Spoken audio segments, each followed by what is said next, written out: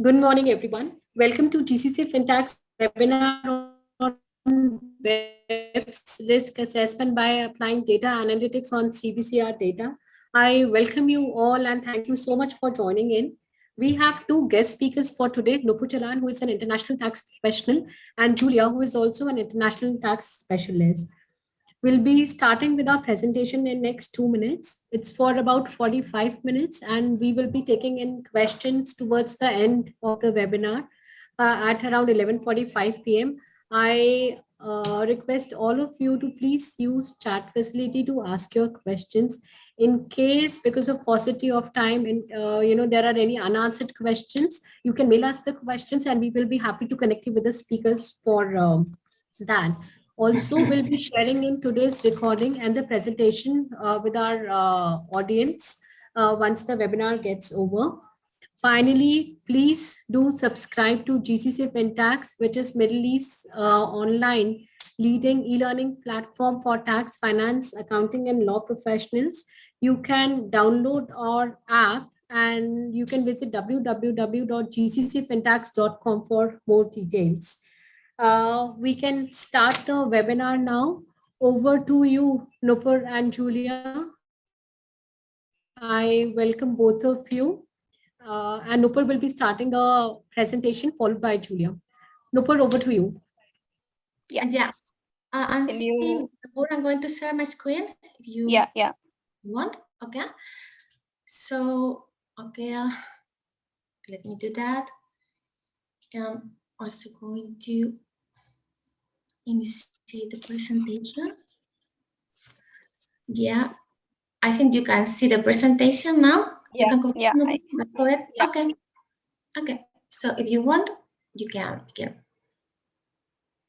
Yeah, go down. Go to next slide. Okay.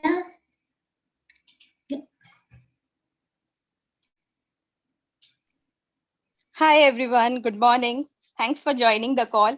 So the idea of this webinar happened because Julia and I did a paper analyzing this, just was trying to develop a use case on how we can use data analytics on the CbCR data, and that can help different stakeholder understanding the data with ease.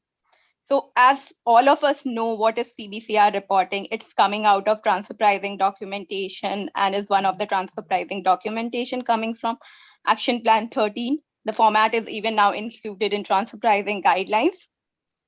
So what data M&Es are required to provide in CbCR data?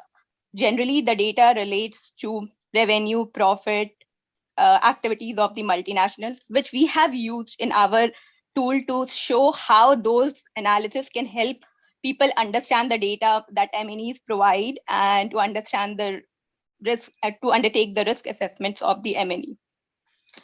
So now, mainly how we did it, we use HETRA. HETRA is Handbook of Effective Tax Risk Management that was released by OECD way back in 2015, where they have listed down certain risk identifiers which tax authorities can use while checking the data of the CbCR to see what areas they should focus on and which are the major factors for that requires further analysis. So what we did is, also before going how we jumped into the tool, first let me go into next point. So CbCR data is very relevant these days, as we know. Even for pillar 1, pillar 2 impact analysis, CbCR data was used. Even in many cases, I heard that for ICAP risk assessment, CbCR data is used. Further, we also thought that something coming out with some tools like what we propose in this paper, we thought that it will be helpful more so with the public release of the CbCR data, like many companies have already done or released public CbCR, to name some, Cell, Barclays. And recently in December 2021, EU released public CbCR directive, which they mandated that, okay, after 2 years till 23, each EU country have to make it part of national legislation. So once those data requirements are there and companies are required to make CbCR available publicly in Europe, the availability of data for different stakeholder from analytics perspective will be more robust, and people would need to use some tool to understand those data. Julia, can you go to next slide?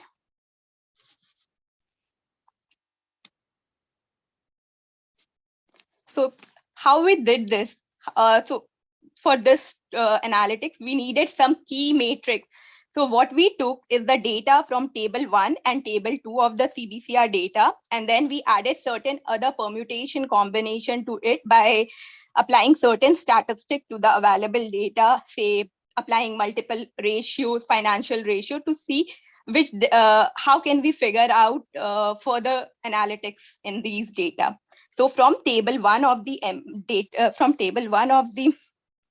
so when we look from individual company perspective, if the size of the M&E is small, it is okay to do manual analysis or do some analysis in the Excel.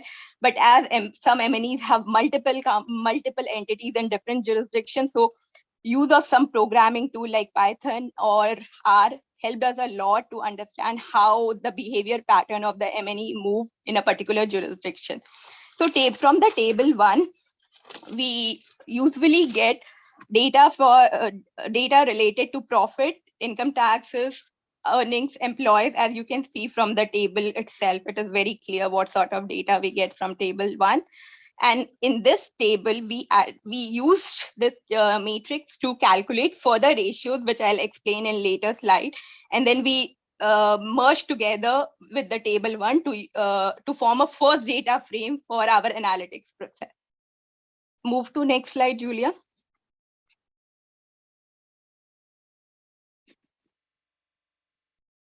Yeah, this is table 2. Here we get idea mainly of the M&E resident country of incorporation, and what sort of activities the M&E is involved in.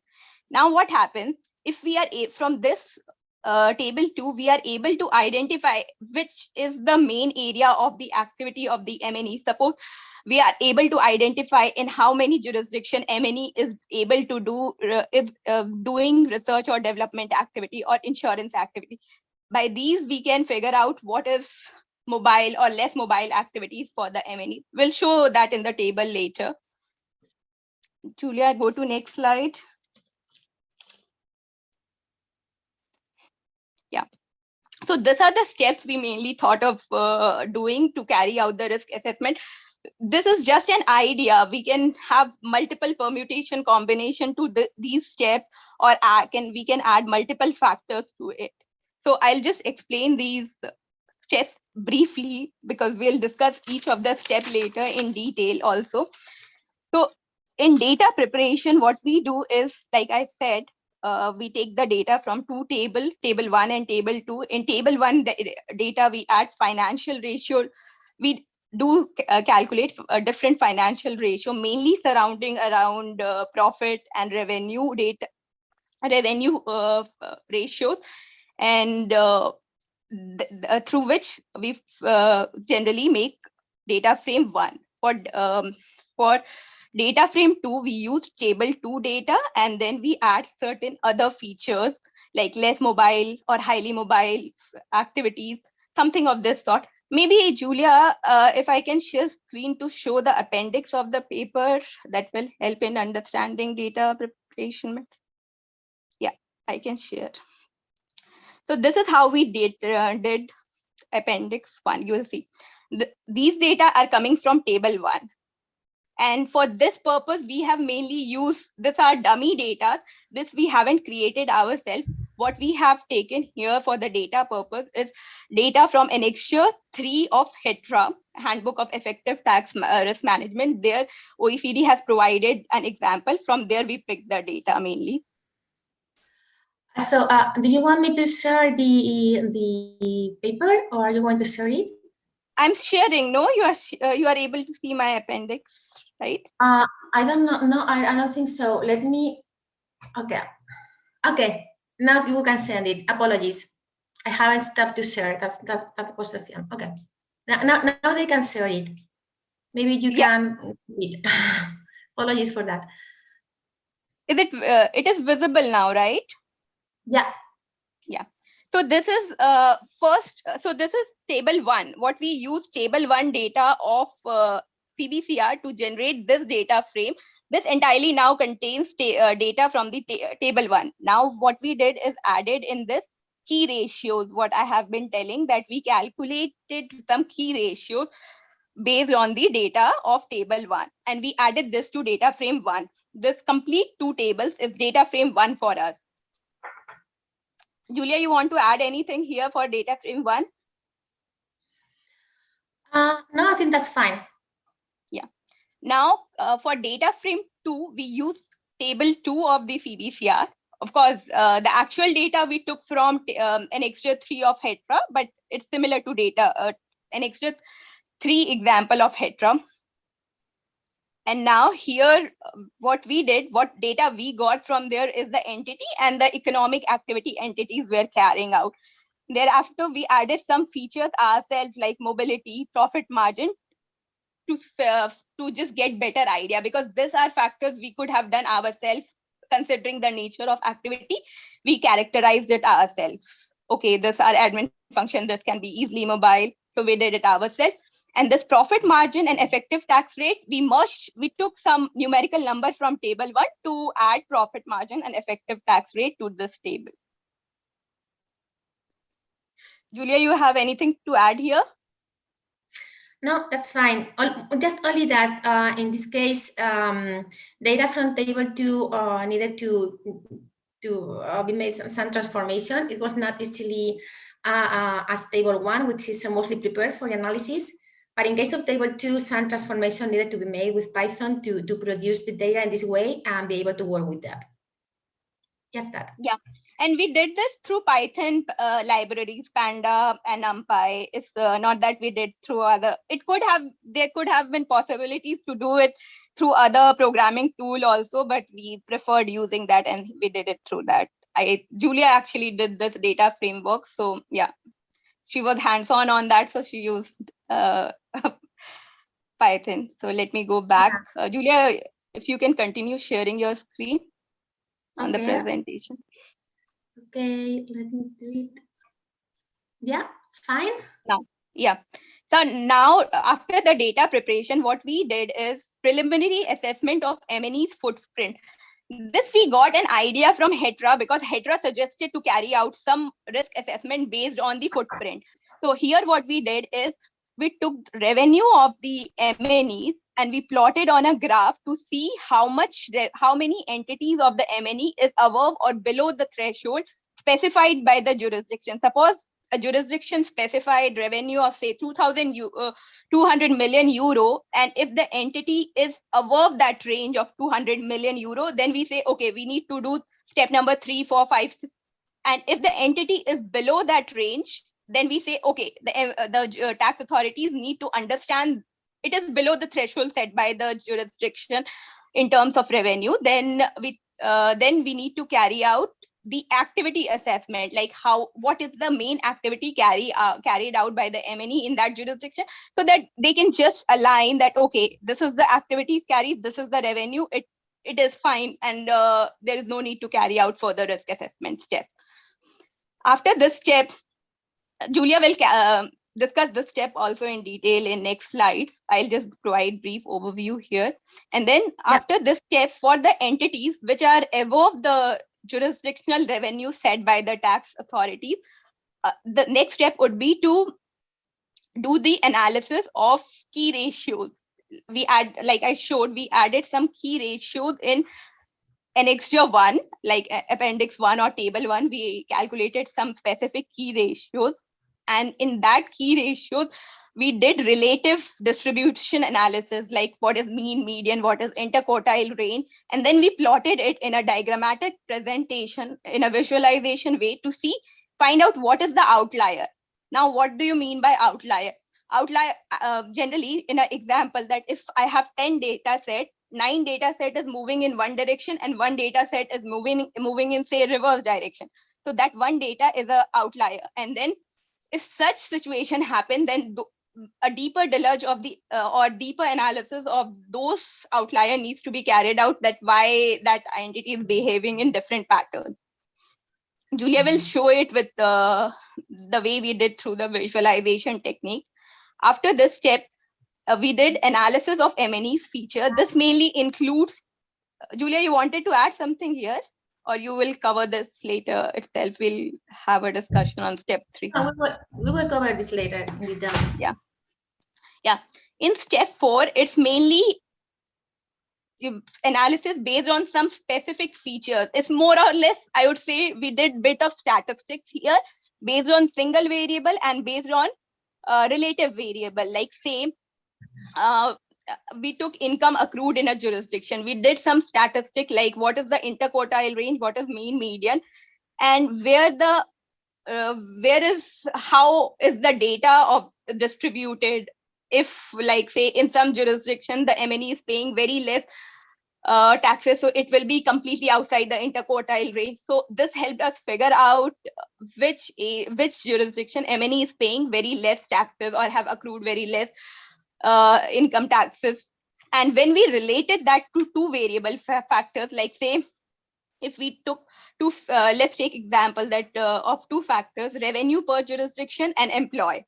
Suppose in a jurisdiction there is 5 employees and the revenue relative to that jurisdiction is very high. That definitely raises some red marks that why this is happening. So this is what we did in bivariate analysis, which we'll discuss and show some examples of.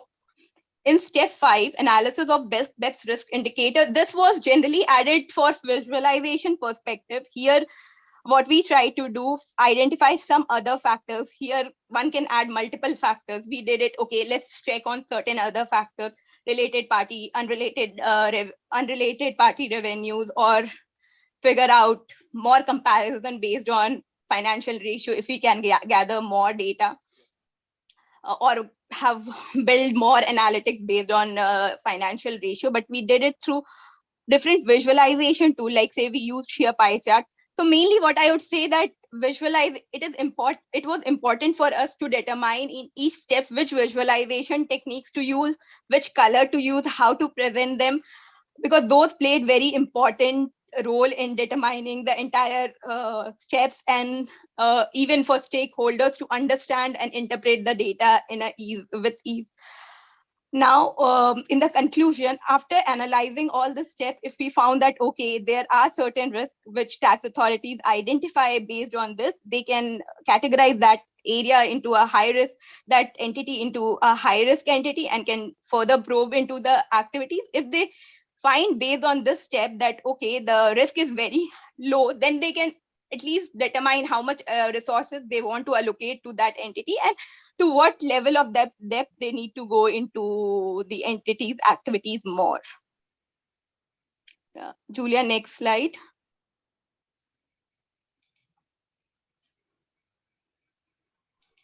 Yeah. Data preparation, I already discussed a bit. So we just, what I was showing appendix 1, we just pasted the screenshot of the appendix.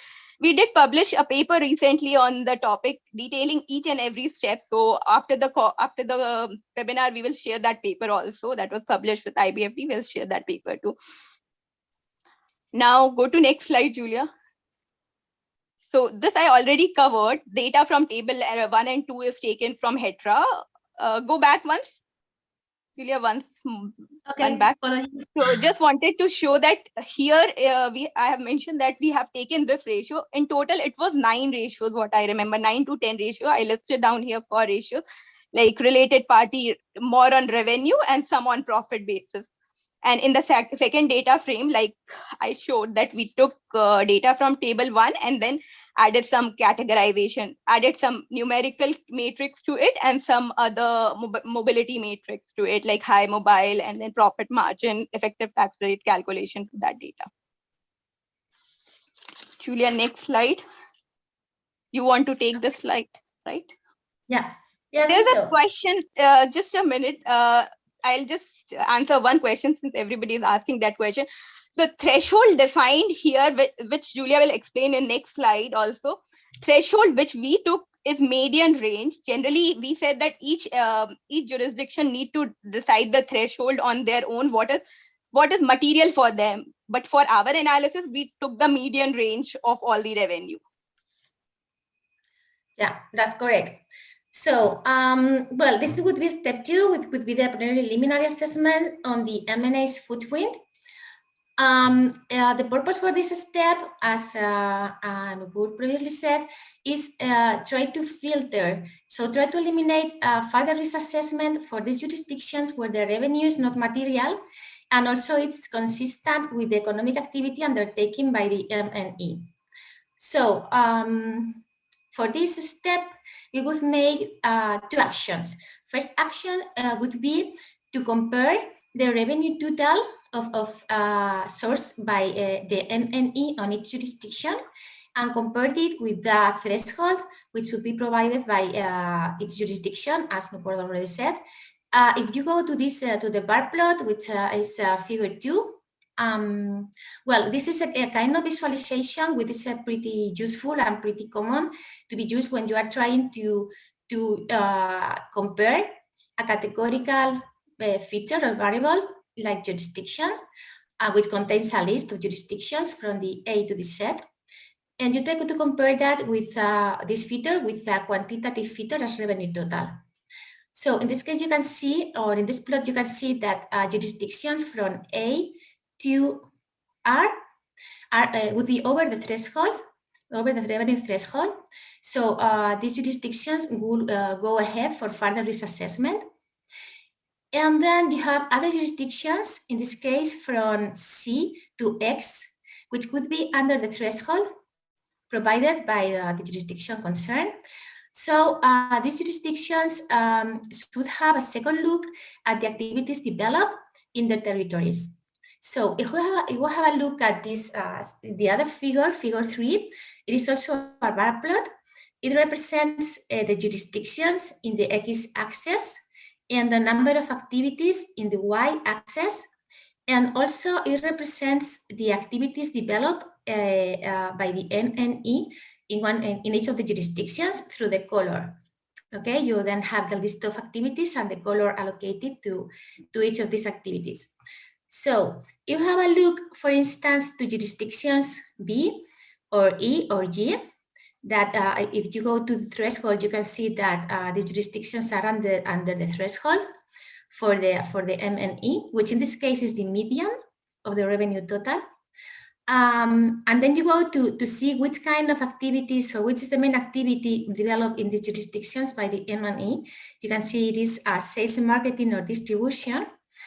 Well, in this case, this jurisdiction may consider that this level of revenue may seem low for the kind of activity developed by the M&E in these jurisdictions. So in this case, they will probably go for further risk assessment and continue to step 3. If this the case were that the activities developed by the jurisdictions below the threshold are not activities that should or we would expect a higher levels of revenue, for instance, in case of internal group finance or insurance activities, in this case, probably the jurisdiction concerned would consider that the BEPS risk is low, and maybe they could decide not to go for further assessment in the for the same M&A. So this could be this step would work as a kind of filter in the sense to eliminate these jurisdictions that would present to eliminate for further risk assessment these M&Es that would not present a high risk for a provided jurisdiction. So if further risk assessment is needed, we would go to step 3, which would be the analysis of the distribution of the M&A's key ratios. Here you can see a screenshot of the key ratios that we have used for the data analytics in our work. These ratios can be obtained in fact, are suggested by HETRA and can be obtained as from the financial data that is reported through the table 1 in the country-by-country report. So there are, here you can see 10 ratios, which are the proportion of revenue unrelated over total revenue, which would be the first one. the proportion of revenue related over total revenue, the revenue per employee, the profit before taxes per employee, which is a pretty important one, the revenue per tangible assets, the profit before taxes per tangible assets, the pre-tax return on equity, the post-tax return on equity, the profit margin, and the effective tax rate. So the aim here is trying to check if the distribution of these financial ratios, the distribution of the values for these financial ratios is balanced throughout the different jurisdictions, or it is unbalanced. For this purpose, we have prepared this figure, which seems a little bit complex at first sight. It contains 10 box plots. You can dance 1, 2, 3, 4, 5, 6, 7, 8, 9, and 10, which represents the distribution of the values for each of the ratios, which we have calculated and included in the data frame that I have just shown. So here you can see that the distribution seems to be different. This kind of plot, I don't know if you know this kind of plot, probably not, because it is, I think it is not so common, or at least it's not as common as the bar plots or the scatter plots. This is the kind of plot which is used commonly to show the distribution of data, and mostly to show if there are outliers in the data. It is a pretty useful plot to show that. So here we can see that 3 of the ratios, the first one, the second one, and the 3 one, have similar distributions. The values are dispersed, and they do not present outliers. But in the case of the other ratios, the other 7 ratios, the values are very clustered. In this case, really clustered, in other a little bit more spread it, but the values are clustered. And you can see a lot of outliers here for these ratios. Each one of these dots represents a jurisdiction with a report an outlier value for the ratio. Okay, an outlier value, as Nupur mentioned before, would be a value which is an extreme value, which is so distant or very distant from the other values for this variable. In this case, for these ratios. So just to add one point, so in this diagram you will see that the red dots are very outside and the other data set are very near to each other. So that these red dots are mainly the outliers, and somebody may think why the ratio for that jurisdiction is variating too much from the other jurisdiction of the same MNE. Yeah, in fact, values for all these jurisdictions, NU, Z, T, C, and I, could be considered outliers for these ratios. The jurisdictions with more extreme outliers, as Nupur has already said, would be N, if you see with the red circle. But all of these jurisdictions would be considered outliers for these ratios. So at first sight, it seems a significant variation on the distribution of the data, and it seems a significant amount of outlier values for this MNE.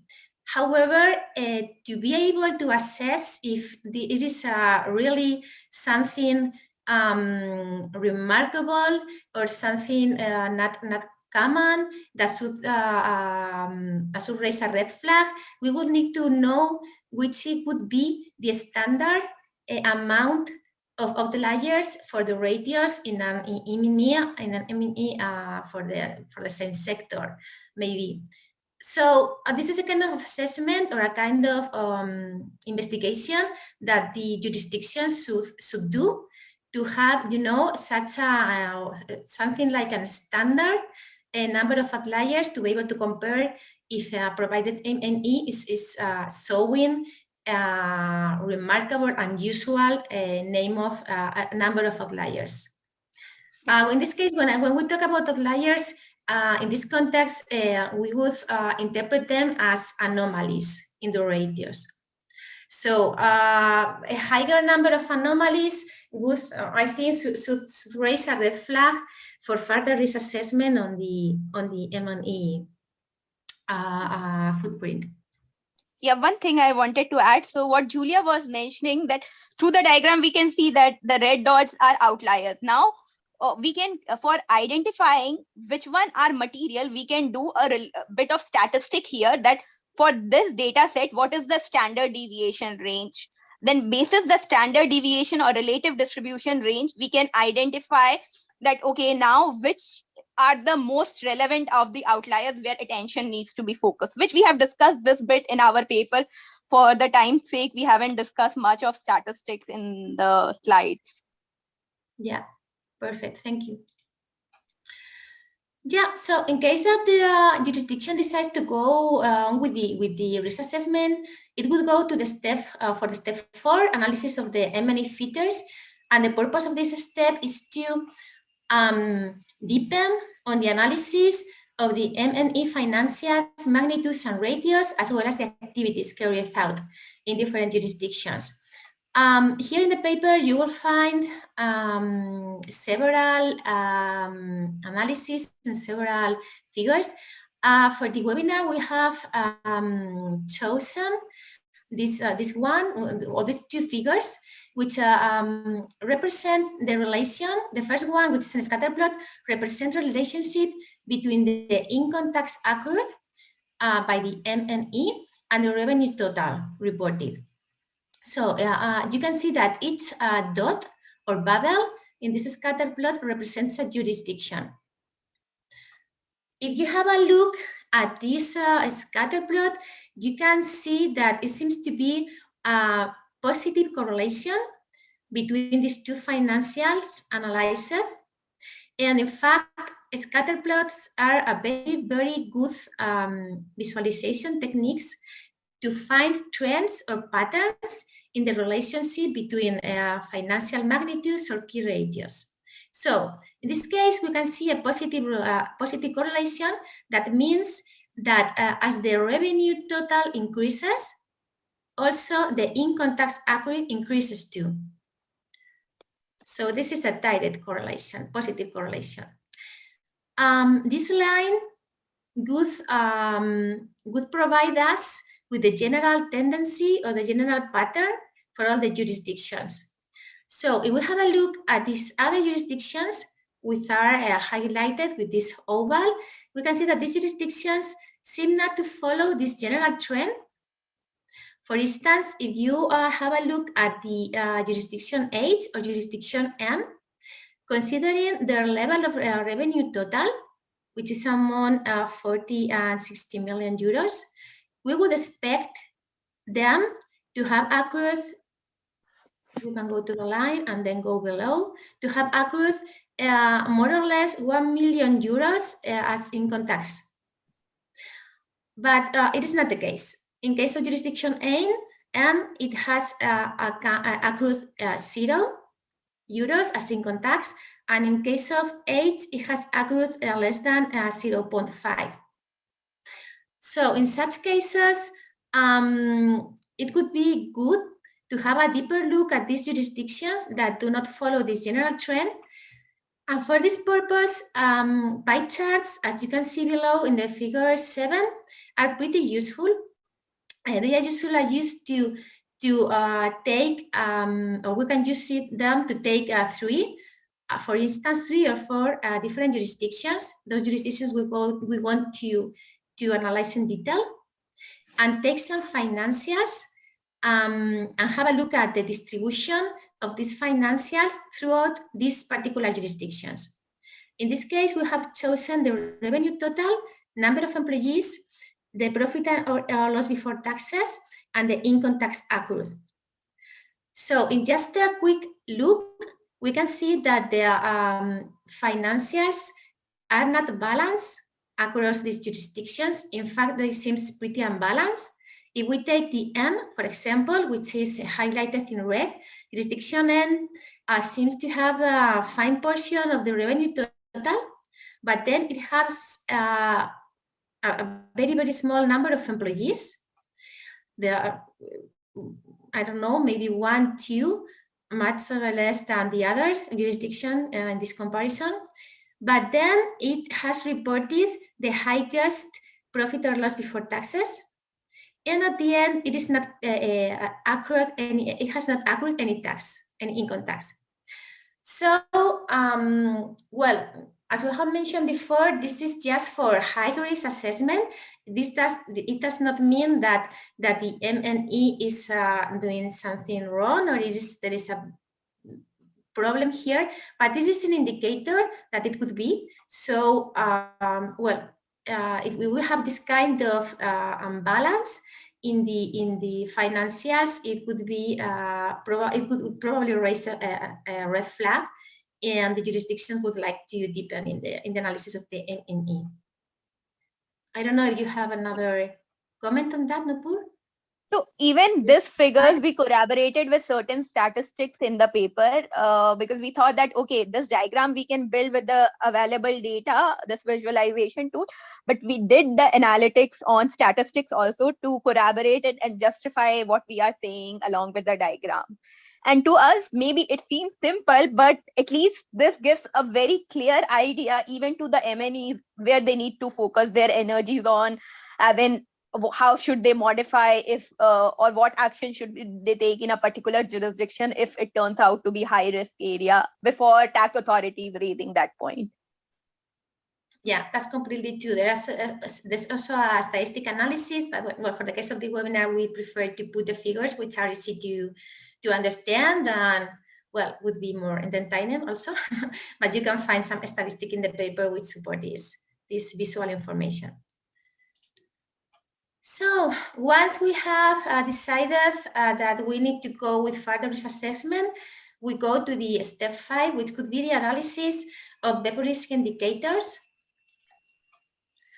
In this case, you know, we have taken, I don't know if Nupur has already said that, I don't remember, but these risk indicators are provided mainly in general terms by the HETRA, by the OECD and the HETRA.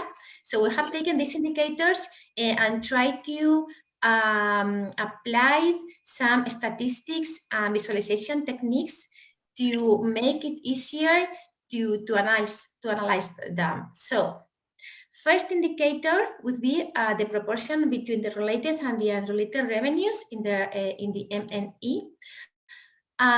The point is that, as HETRA stated, a significant amount of related party revenue increases the potential that an error in the transfer prices applied could give rise to a significant tax difference, as well as increase the potential for other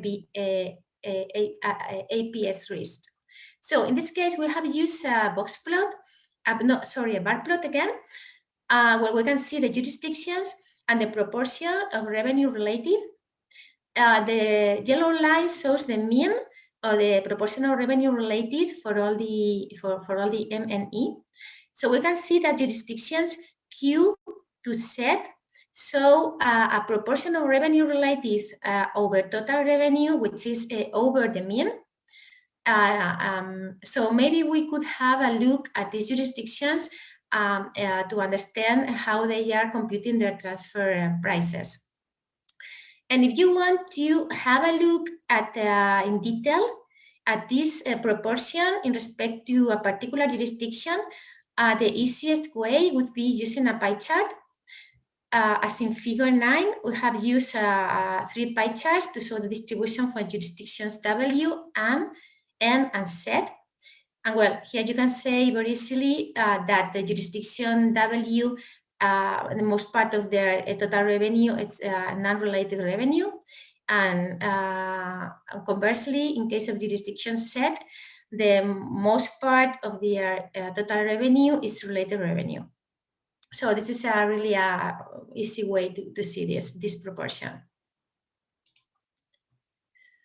The second indicator, or the second technique we are using to show these indicators could be a scatter plot. with the purpose to show the relationship between ratios, in this case, between the effective tax rate and the profit margin. So in this case, as opposed to the other scatter plot we see before, in this case, it seems to be a negative correlation between the profit margin and the effective tax rate. That meaning that as the profit margin increases, the effective tax rate decreases. And otherwise, when the effective tax rate increases, the profit margin decreases. So this could not be a trend that we would expect, and it seems rather strange. And if you have also a look at this jurisdiction as N, U, T, or Z, which have been highlighted before in other indicators, these jurisdictions show very high or the higher profit margins for the M&E with the lower effective tax rates. In all of these cases, the effective tax rate would be under 15. So, well, this could probably raise a flag, red flag for these jurisdictions. A deeper analysis should be made to understand why these high profit margin have been allocated for them, in considering that they have a very low effective tax rate. The following technique could be used to profile the jurisdictions based on financials. We are using here a profit radar chart, which is a pretty complex and pretty useful to plot for this purpose, as it provides a kind of profile, or we can use it to produce a kind of profile for the jurisdictions. So the information it provides, as I can explain it for you to understand it, the information it can provide or it provides is the same that Barbara provides about the relative position of a jurisdiction within the group. So you have a look at this bar plot in figure 11. You can see the profit and loss before taxes per each jurisdiction. Here you can see, if you have a look at the K jurisdiction, you can see that the profit before taxes could be near 25 million. This is one information you can extract from this bar plot, but also you can see that the relative position of this jurisdiction is that it could be the third highest, or it could report the third highest profit and loss taxes for the whole M&E. So this is the kind of information, this relative position is the kind of information a radar chart can provide us, but not with the great advantage that it provides us not only in respect to one financial, but it can provide it in respect to more financials. In this case, we have 5 financials: the revenue total, the income tax accrued, the income tax paid, the profit and loss before taxes, and the number of employees. So using this chart, you can see the relative position of jurisdiction K in respect of each of these financials at the same time. That allow us to draw some kind of polygon which works as a profile, and that allow us also to compare this profile among the different jurisdictions we are interested within the M&E. So we see here the profile for 6 jurisdictions: Q, D, W, H, U, and N. They are very different. If we go to the jurisdiction Q and jurisdiction D, we see that the polygons are very regular. That's because their relative position for the financials analyzed are pretty balanced, are pretty consistent. So the polygons are regular. If we go to jurisdictions W and H, we can see that these polygons are not so regular. They are biased to the bottom and, sorry, to the top and the left of the radar chart, meaning to the revenues and the number of employees. So this kind of profile would appear in case that, on the case of jurisdictions that have significant activities but low level of net income and taxes accrued or paid. And finally, jurisdictions U and N. So most irregular polygons, and they are even lines, as in case N, and they are biased to the top and left of the radar chart, meaning to the profit and loss before taxes. And this kind of profile would appear in case of entities that have no significant level of substantial activities, but report a high net profit and have not accrued income tax or have not paid income tax, probably because they are located in territories with a low effective tax rate. So the presence of this kind of irregular profiles would probably flag the group for further risk assessment, especially in case of jurisdictions with the profile similar to W or H, with well, we can see that they have significant activities, but a very low level of profit margin and income tax paid or accrued. The idea of not putting this radar chart before was that if we do radar charts for say 150 entities, it would be too difficult. Towards the end, once we shortlist that, okay, there are 7-8 entities that needs further risk assessment, then we can do this radar chart so that we the MNEs get more better picture, or even the tax authorities whoever uses this diagrams.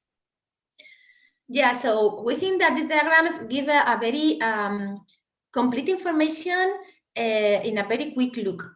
And also you can complete this information with the color of the polygon. If we use the color of the polygon to show the kind of activity developed at any jurisdiction, it would complete the amount of information you can obtain with just one plot.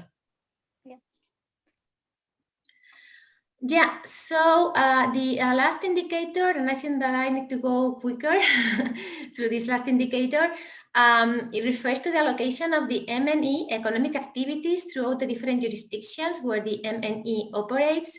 For this purpose, we have prepared this second data frame that Nupur has showed you before, which is a list of constituent entities, the economic activity developed, the value, high value or low value attributed to the activity, the easily or hardly mobile. This activity is we consider this activity to mobile it from one jurisdiction to another, and well, the profit margin and the effective tax rate for the jurisdiction that we have distributed evenly among the different constituent entities for the purpose to do this analysis.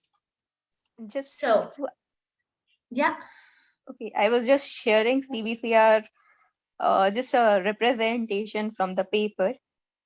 So what steps Julia mentioned, we did match that with the risk identifiers in the HETRA, that, okay, these are the risk identifiers listed by the OECD in the handbook. And then we said, okay, this step of ours can be used for carrying, identifying or for understanding those risk identifiers. This is how we try to relate those areas.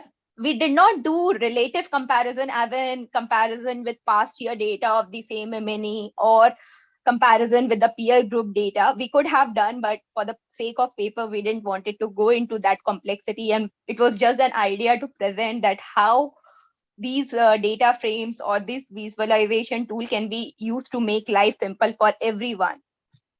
So yeah, if anyone wants to go in detail, they can see the paper and get more ideas. Yeah, totally. Thank you.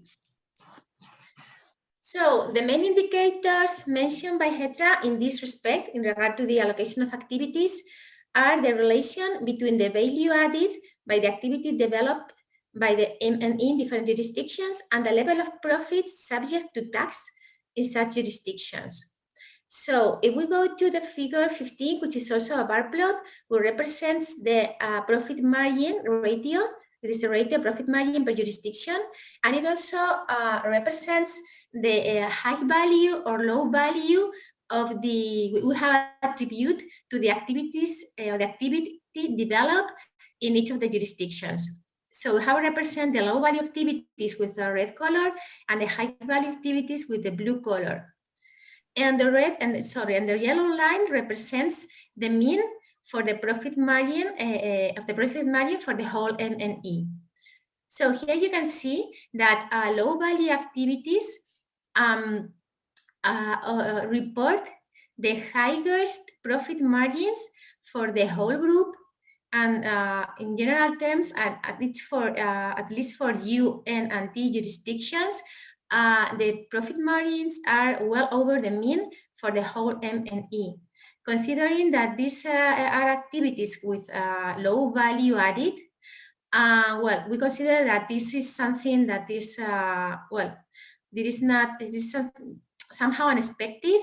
We would expect that the high value activities were reporting the highest profit margins, and that's not the case. So this kind of pattern could raise a red flag for the M&A. Particularly for the jurisdictions with high value activities developed in their territories. And the other indicator mentioned by Hetra in this respect is looking at where the mobile activities are located and the level of taxes paid in these jurisdictions. So for this purpose, we have prepared this another bar plot, which is figure 16, that shows the effective tax rate for it reported per each jurisdiction, and we can see that the color of the bars refer to the fact that the activity is easily or can be easily displaced or mobile to other jurisdiction, or it is not. So if it is easily mobile, it is colored in red, and if it is hardly mobile, it is colored in blue. And the yellow line shows the mean for the effective tax rate for the whole group. So here we can see that the easily mobile activities have been allocated to jurisdictions which reports the lowest effective tax rates. Well, in most cases, except for jurisdiction A, in most cases, they are allocated to jurisdictions with effective tax rates well below the mean. So it is again a trend that would probably raise the group for further risk assessment in the jurisdiction with probably hardly mobile activities developed in their territories. One thing I wanted to add, somebody asked, what is the mobile meaning? So just better to explain now rather than coming back to the slide. By here, less mobile or more mobile, we mean that the activities can be easily shifted from one jurisdiction to other jurisdiction. Suppose I have IP in one jurisdiction. Is it possible to move IP in other jurisdiction? Like say sales marketing activity. Is it a easily mobile activity or hardly mobile activity? That is what we have tried to determine here, that how feasible is it that tomorrow if I have to close down operation in jurisdiction A, I can just close down and set up the same activities in jurisdiction B.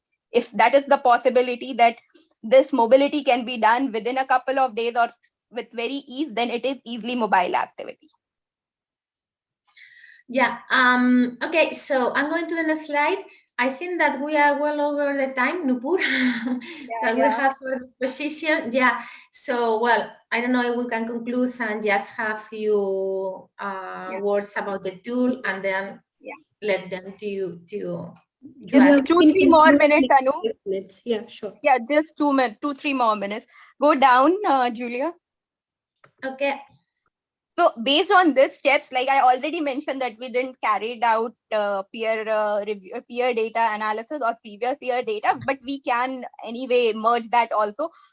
Especially when these data are publicly available, it will be very easy to do it. At least the peer comparison will become more easy to do.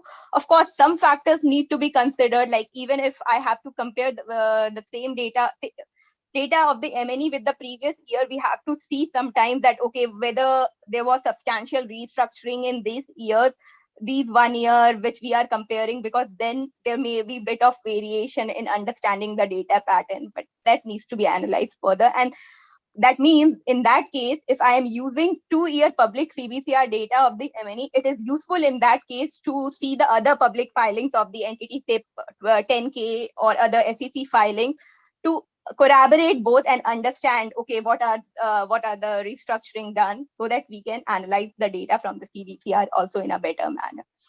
Again, like Julia already mentioned, that if based on the factors which we have mentioned earlier, there are potential of risk, then somebody can do a deeper delve into the activities. And if not, then MNE can just, then tax authorities may decide whether they want to invest more resources in even going into the deeper analysis of that MNE group, or just leave that MNE. Go next slide, Julia. So ultimately, what we are suggesting here is that we just carried out some of the visualization techniques, or mentioned some of the visualization techniques in the paper. What we are saying is that like the MLI toolkit, even OECD worked on the MLI toolkit, and that MLI, multilateral instrument, by MLI I mean multilateral instrument toolkit, different stakeholders are using that toolkit to understand which will be the applicable article, or which will not be the applicable article. What we are suggesting, that if tax authorities of all the jurisdiction or even OECD discuss on building some sort of visualization tool based on different steps, some of which we have discussed, because these are just illustrative lists, then, and it is available publicly to all the stakeholder, then feeding public CbCR into those tool and understanding data pattern movement based on these visualization technique becomes very easy for all these stakeholders. In that case, I see that it will not only be used relevant only for tax people, or say somebody from in-house role, it will be even helpful for financial planning team or CFOs to understand the data pattern, because it will be just a numerical number that is showing you how your data is moving in different MNE groups. So this is what we thought, that if some sort of unified assessment tools can be built around it, then it would be very good. Go to next slide, Julia. Yeah, I'm going, sorry. I think that is the last slide. Yeah. Okay, takeaways. So takeaways, mainly we thought that, okay, CbCR is not an easy thing. MNEs invest a lot of time to collate all the data. So it would be good to have some useful techniques, so that even it will help MNEs from the perspective that different stakeholder does not interpret the same data they provide in multiple ways. Because if somebody is seeing the same visual, there is high likelihood, like I am seeing a bar plot, say Julia is seeing the same bar plot, we may be able to relate to same data point. Okay, this is the jurisdiction that is showing problem, or this is high flag jurisdiction. So this will help all people to have better uses of the data provided in the CbCR. Otherwise, it runs into pages and pages, and even those data, MNE prepares it, go to tax office, explain, it takes ages to explain to tax authorities all those data, because nobody wants to read that long book of CbCR. So this way we thought that it would be good to have the better uses of the CbCR data. And even from tax transparency or ECG matrix, by ECG I mean environment, social and governance, even in GRI or other ECG disclosure that are coming across, tax is becoming one of the key point, or is one of the areas also where MNE needs to be more transparent. So if this sort of tools are available and public CbCR are available, maybe there may be less of effort required in following other tax transparency requirement by the MNE. Yeah. Yeah. Right. That's it.